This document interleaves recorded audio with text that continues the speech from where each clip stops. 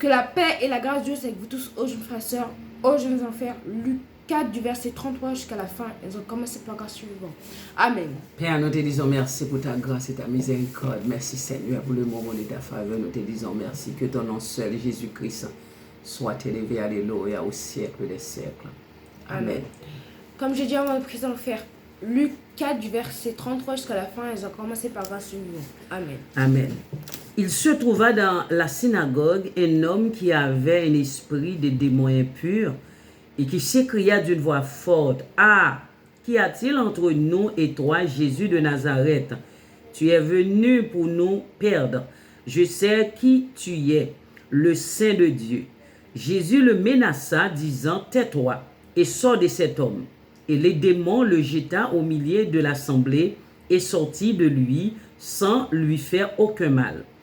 Tout fut saisi de stupeur et ils se disaient les uns les autres, « Quelle est cette parole? Il commande avec autorité et puissance aux esprits impurs et ils sortent. » Et sa renommée se répandit dans tous les lieux d'alentour.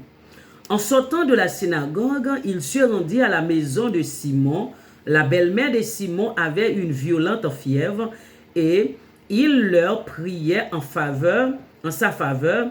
S'étant penché sur elle, il menaça la fièvre et la fièvre la quitta. À l'instant, elle se leva et le servit.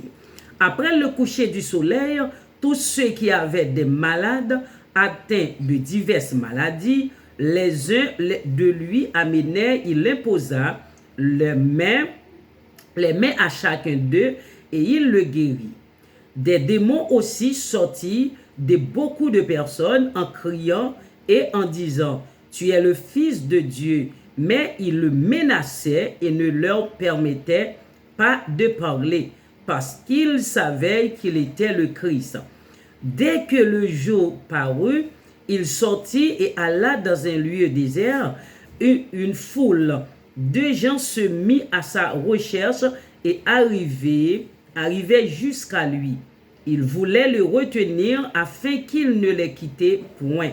Mais il leur dit, « Il faut aussi que j'annonce aux autres villes la bonne nouvelle du royaume de Dieu, car c'est pour cela que j'ai été envoyé. » Et il prêchait dans les synagogues de la Galilée. Amen. Amen. Il se trouva dans la synagogue un homme qui avait un esprit de démon impur et qui s'écria d'une voix forte, « Ah, qu'il y a-t-il entre nous et toi, Jésus de Nazareth?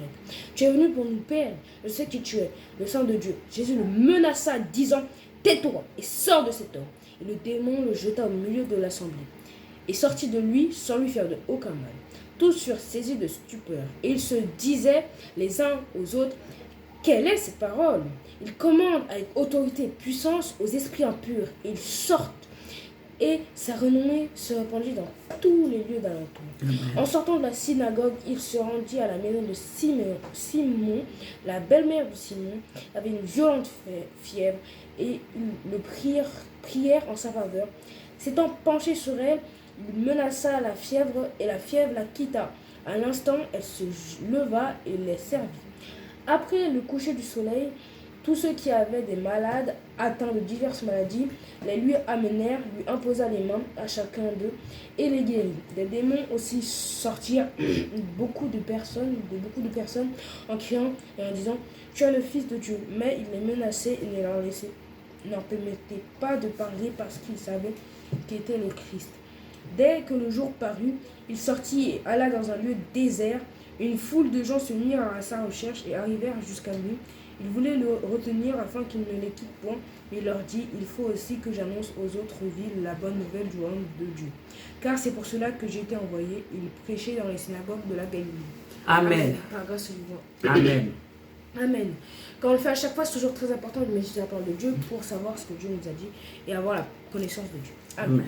Et se trouva dans la synagogue un homme qui avait un esprit impur et qui s'écria d'une voix forte. Il se trouvait dans la synagogue un homme qui avait un esprit impur, un démon du coup en lui, et qui s'écria d'une voix forte. Amen. Ah, qu'y a-t-il entre nous et toi, Jésus de Nazareth? Tu es venu pour nous perdre. Je sais qui tu es, le Saint de Dieu.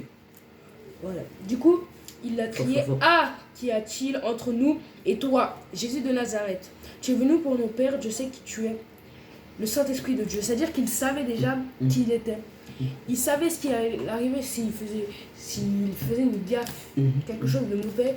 Et il savait qu'il pouvait le détruire en un claquement de doigts. Du coup, il a préféré se retirer tout seul, essayer d'avoir sa clémence pour pas mourir bêtement.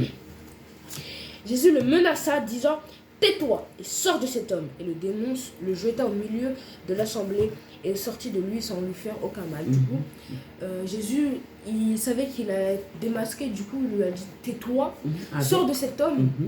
Parce que après, le démon est sorti sans lui faire aucun mal. Parce que normalement, quand quelqu'un arrive à exorciser un démon, ben, il essaie de faire le plus mal à la personne pour au moins dire, même si je me suis fait battre, au moins j'ai laissé des séquelles. J'ai fait quelque chose de mal, je sais que la personne s'en souviendra toute sa vie. Mais du coup, cette fois, il s'est dit, je vais le laisser tranquille, j'ai pas envie de mourir bêtement, je rentre chez moi tranquille. Et il est sorti sans lui faire aucun mal, mais il est quand même tombé devant l'assemblée. Mais oui, mais Jésus parlait avec. Oui, il l'a menacé, et après la menace, il est parti, il a pris la poudre d'escampette. Tous furent saisis de stupeur et ils se disaient les uns aux autres, quelle est cette parole? Tout le monde était étonné, choqué. Ils se disaient les uns aux autres, mais c'est quoi cette parole? Comment ça se fait? Il menace un démon de 1, de 2, que le démon accepte la menace et qu'il parte de lui-même avec la menace. Ah oui, déjà de base, il voulait partir, le démon, avec son ton, sa voix, tout montrait qu'il voulait partir. Et là, il se prend une menace, et il part, il prend la poudre d'escampette, il part directement, sans laisser son reste, sans vouloir revenir, sans laisser une marque dans la vie de la personne qui a... Jésus a reçu tout pouvoir. Tout pouvoir, du coup, il la chasse. Il commande avec autorité et puissance aux esprits impurs, et il sortait. Du coup, il commande avec les autorités et puissance, avec autorité et puissance, l'esprit impur, et il sort, c'est-à-dire que il est au-dessus d'eux, directement il est au-dessus d'eux. Les démons, ils le savent, ils le savent, il utilise ce pouvoir pour aider les gens, il va prêcher la parole, c'est ça son but. Il est au-dessus d'eux, il le sait, les démons le savent. Nous avons besoin, très important. Et sa renommée se répandit dans tous les lieux d'alentour. Amen. Après, bien sûr, le bouche à oreille, c'était connu avant. Et sa renommée s'est vite répandue dans les alentours, malgré qu'il était déjà connu à beaucoup d'endroits.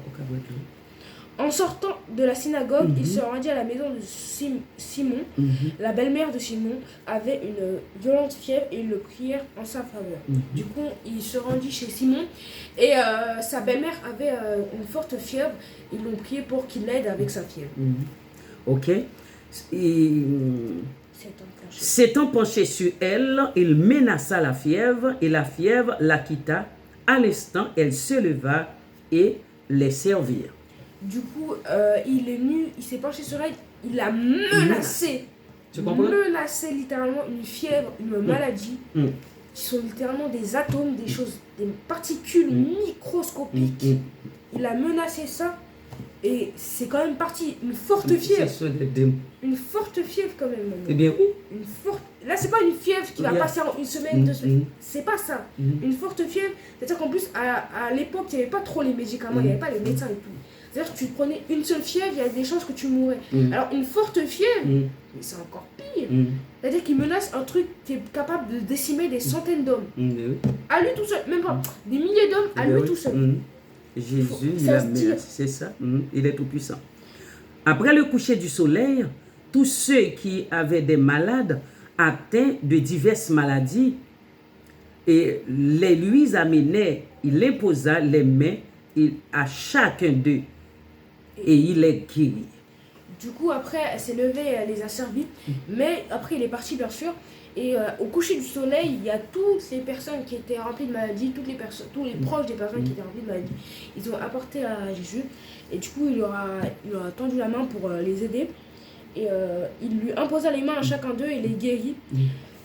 Des démons aussi sortirent de beaucoup de personnes en criant et en disant, tu es le Fils de Dieu. Mais il les menaçait et ne leur permettait pas de parler parce qu'ils savaient qu'il était le Christ. Du coup, on voit dans ces paroles aussi là, c'est que quand même, si on se rappelle d'une histoire, les cochons, avec les légions de démons. Là, certes, c'est 1 ou 2 démons sur un seul homme. Sauf qu'un homme, c'est beaucoup plus qu'un cochon. Un cochon sur le poids, c'est beaucoup plus qu'un homme. Mais un homme, ça peut prendre beaucoup plus de démons. Oui. C'est bien oui. dingue. C'est-à-dire que là, Légion. Le monsieur, il y avait légion, le monsieur il y avait 10 000 cochons. les démons, il y a plus que des légions peuvent aller dans des humains, dans des hommes. Mais après, l'homme, il va pas supporter. Il va mourir. C'est-à-dire qu'il y a un ou deux qui rentrent. Mais quand même, il ose, il menace. Eh bien oui.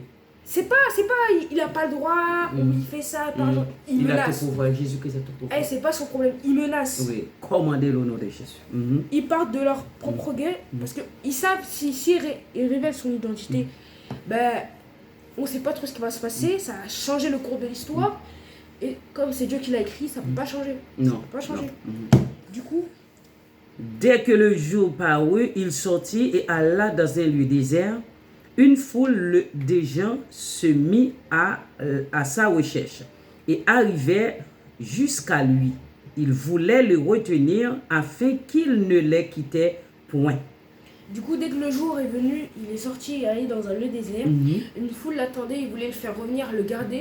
Parce que si on a déjà, il n'y avait pas vraiment de médecin, il y avait juste des prophètes et tout. À la limite, il y avait des gens qui savaient un tout petit peu sur la médecine, mais c'était juste des plantes médicinales et encore, c'était limite. C'est-à-dire qu'une personne... Lui, il a dit toutes sortes de maladies. Et en plus, il chasse aussi les démons, gratuitement. Il ne demande pas de la nourriture, il ne demande pas un foyer, il ne demande pas de l'argent, il ne demande pas de la popularité des fans ou quoi que ce soit, il ne demande rien. Il n'a rien demandé. Il est venu dans le village, il a menacé, ils sont partis, il n'a pas demandé son geste, il est parti. Parti comme ça. C'est-à-dire que s'ils peuvent le garder comme un invité d'honneur qui va rester un ancien. Alléluia. Mais leur village, il est béni. Ah oui. C'est quoi, tout le monde va venir dans leur village et vont faire des routes hyper longues juste pour trouver ce monsieur. C'est vrai. Je suis sûre que le village, il serait capable de faire payer les gens pour avoir ces guérisons. C'est vrai. C'est ça se dire quand même. Alléluia. Mais il leur dit, il faut aussi que j'annonce aux autres villes la bonne nouvelle du royaume de Dieu. Amen. Car c'est pour cela que j'ai été envoyé. Amen. Mais il leur a dit, malheureusement, je ne peux pas rester. Je dois annoncer la bonne nouvelle comme j'ai annoncé à vous partout dans le monde. C'est pour ça que j'ai été missionné, j'ai été engagé par mon Père, par le Seigneur, par Dieu lui-même. Et il prêchait dans les synagogues de la Galilée. Amen. Il a continué à prêcher, non pas seulement dans les synagogues de la Galilée, mais partout. Partout où il passe, partout où on en a besoin, partout où on veut pas, on a besoin, on n'a pas besoin, partout. C'est ça son but. Prêcher la parole de Dieu, prêcher la parole de son Père. Avertir les gens de ce qui va se passer. Les aider dans leur vie, c'est ça qu'il a. Sa mission. C'est ça, du coup. Et nous-mêmes, aujourd'hui, c'est notre mission. Mais nous avons besoin de Jésus. Lui, il a reçu le pouvoir de faire. Nous aussi, nous avons besoin de la puissance de Dieu. Du coup, on voit dans ces paroles que Jésus il a l'autorité. Ah oui. Jésus il a l'autorité. Il ne faut pas se poser des questions. Tout autour. C'est écrit, c'est dit. Il est le créateur de toutes choses. Voilà. Il est le tout-puissant. L'autorité, il est venu pour abattre l'ennemi Satan. Amen. Il est venu pour abattre l'ennemi Satan. Amen. Du coup, on voit dans ces paroles que si on a Dieu en notre cœur, ah oui, et on a foi en lui, on peut abattre l'ennemi. Amen. On peut abattre les situations compliquées. C'est vrai. On peut abattre tout ce qui arrive de mal dans notre vie. Mais il faut garder à l'esprit que le Seigneur, il va nous tenter aussi. Oui. C'est un esprit qui va nous aider, mais qui veut savoir si tu l'aimes vraiment. Si tu es là pour profiter, de la foi. ou si tu es là, quelqu'un qui est vraiment là avec amour, avec respect, quelqu'un qui veut être là. C'est vrai. Du coup, on voit aussi que le Seigneur est non pas pour un seul peuple ou pour une seule nation, mais pour tout le monde. Amen. C'est vraiment dommage qu'il a commencé à 30 ans et qu'après qu'il a fini à 33 ans. Mais s'il aurait commencé beaucoup plus tôt... Il était commencé tôt. Oui, il a commencé tôt. Il était... Ouais, mais personne ne croyait. S'il avait la même réputation qu'il avait à 31, 32, 33, et qu'il aurait commencé beaucoup plus tôt à, je sais pas moi, à 15 ans, 20 ans, il aurait fait le tour du monde. C'est vrai. Toute la terre connaîtrait ses exploits. C'est vrai. La peste, ce serait fini carrément. Et malheureusement, ça a été écrit comme ça a été décidé.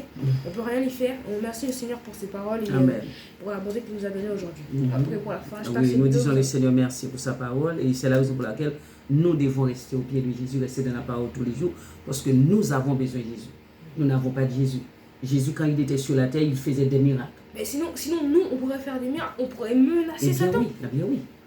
Il Genre faut avoir le Saint-Esprit, il faut Jésus habite en nous pour faire des miracles. Ok? Nous disons le Seigneur merci. Alléluia. On va pour la fin, n'hésitez pas à Gloire commenter à si vous avez des Jésus. questions. Partagez ce qu'on demande le plus pour que la parole de Dieu se répande et abonnez-vous à l'église pour nous soutenir. Amen. Seigneur, nous te disons merci. Merci pour le moment de ta faveur. Merci pour ton fils David. Merci Seigneur pour ta grâce. Merci pour ta présence bénie. Seigneur, nous avons besoin de toi, franchement. Tu es le Dieu d'amour. Tout est accompli en toi, Seigneur. Ta puissance, ta force, ton autorité, Seigneur, c'est notre vie. Nous avons besoin de toi. Nous te disons merci, Seigneur. Que ton nom seul soit élevé au siècle des siècles. Amen. Que le Seigneur vous bénisse, mes bien-aimés. Au revoir. Au revoir.